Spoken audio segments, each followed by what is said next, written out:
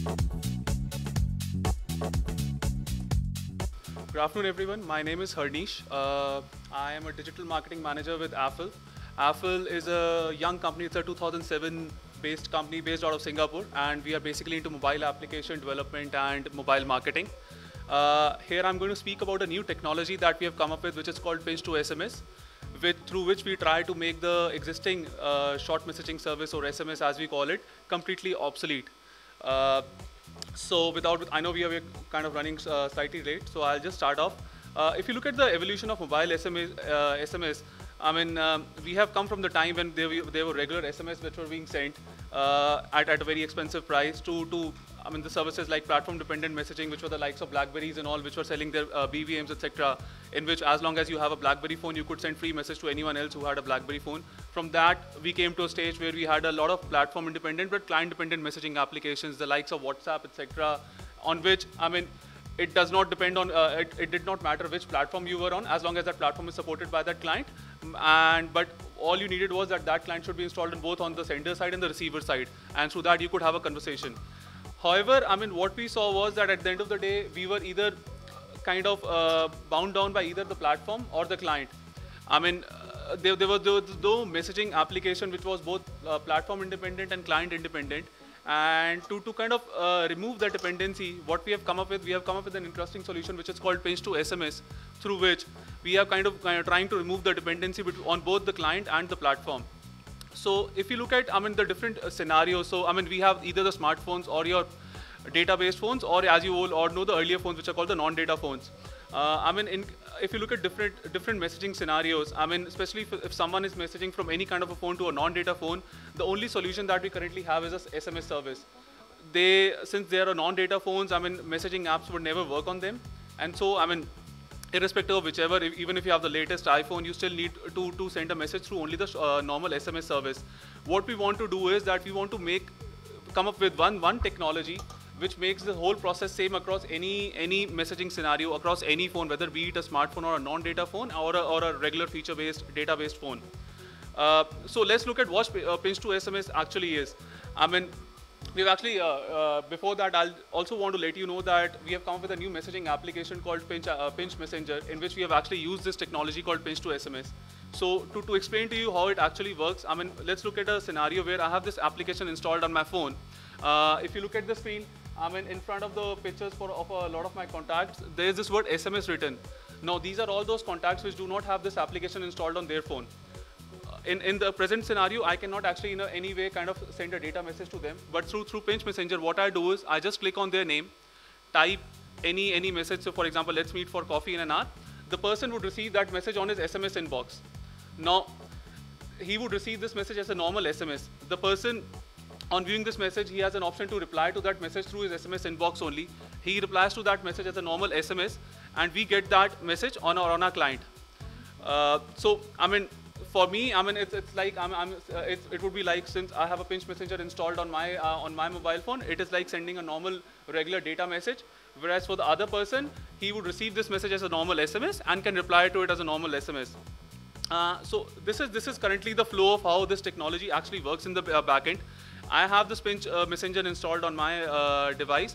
I send a message to any of my friend through my address book. Now, if that friend does not have the Pinch Messenger installed in that device, what we do is that we have tied up with different operators and have bought different long codes from them. I'm sure, I mean, you all know what are short codes and long codes. So we have bought different long codes from them.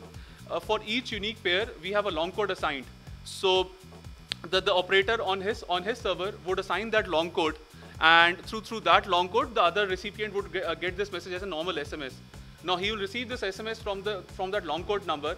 So obviously he needs to identify whose long code number it is. So before the first conversation happens, he would also receive another SMS saying that, hey, I mean, Harnish has kind of this is the alternate number of Harnish that he'll use for Pinch conversations, and you can save this alternate number.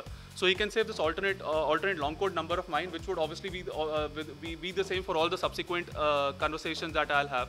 The friend will save his normal this alternate number. Now he can reply to this SMS as a normal SMS, incurring normal P2P SMS charge which would be prevalent on his operator, and I would receive this as a normal data message after being converted from that long code to data message on my client. As I said, I mean, this is the technology that we have installed in one of our applications called Pinch Messenger. Pinch Messenger, apart from this technology, is like a normal messaging any messaging application. It has other features like group messaging, location sharing, and it works on all devices, including Java and J2ME. The way forward, currently we are in beta launch with Bharti Airtel. In another month or so, I mean, this would be launched worldwide. We are just awaiting some final approvals, legal approvals from them. Once launched, it will enable free messaging between more than 150 million Airtel subscribers in India. And once this is done successfully, we are looking at subsequent launches with other service providers within the country. So, yeah, that's it.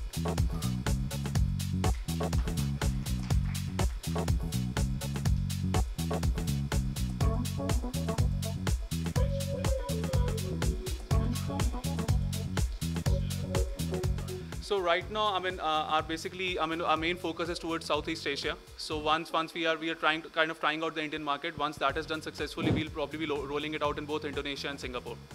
And we are in the process of tying up with local operators there. Not an issue for operators that this solution cannibalizes their own SMS revenue. I think the experience that we have had in India is, I mean, leading operators like Bharti Airtel realize that, I mean, SMS is anyways going towards a kind of a slow death because of the coming up of different messaging applications. And so either they can still continue with their old SMS services and get some revenue from them, or what they can do is that, I mean, get away with SMS and kind of get revenues from the database messaging applications. So, I mean, the experience that we have had in India is that operators are realizing that, I mean, sooner or later, I mean, the SMSing would get obsolete. So therefore, I mean, they are moving towards this kind of a scenario. And for us, I mean, we are just going through with the operators. I mean, for us, I mean, say for example, if an operator says no, we can even go to some third-party service providers and get different long codes from them. In that case, I mean, we'll completely bypass the operator bit. So they know, I mean, it's not that we actually need them for this application.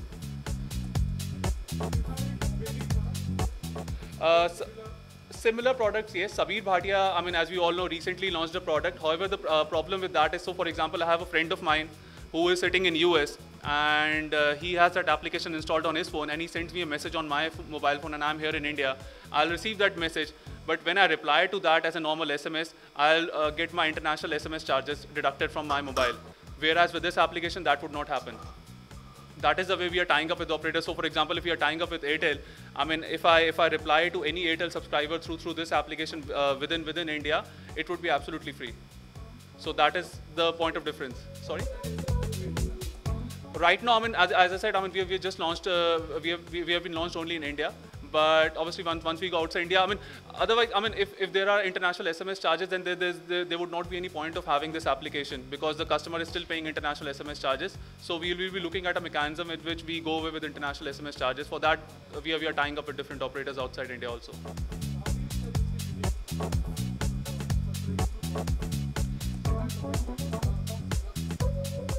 There are similar solutions available, but they charge the user. The way we are unique is that we are trying to make SMSing or messaging completely free for the end user.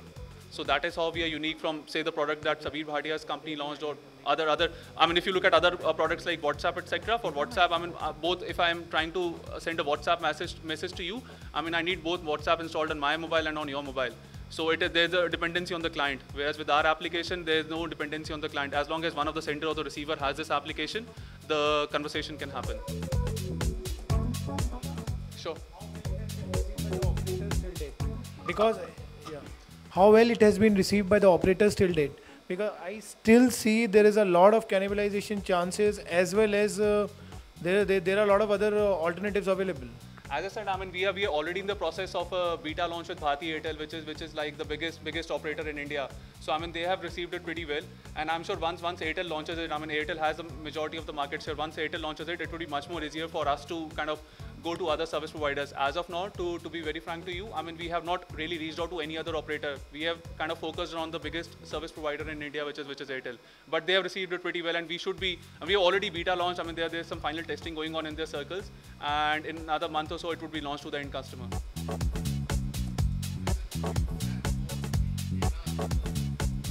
Or the end user? I'm sorry, I actually didn't get your question.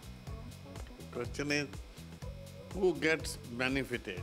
the subscriber or the service provider?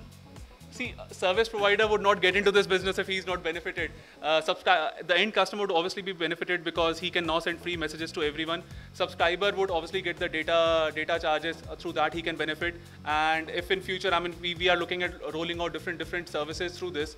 So in case, I mean, some of them materialize, and obviously some part of that would be given to the operator as well. So he would obviously have some benefit. Right. Thank you very much. Thank you. Thanks a lot, everyone.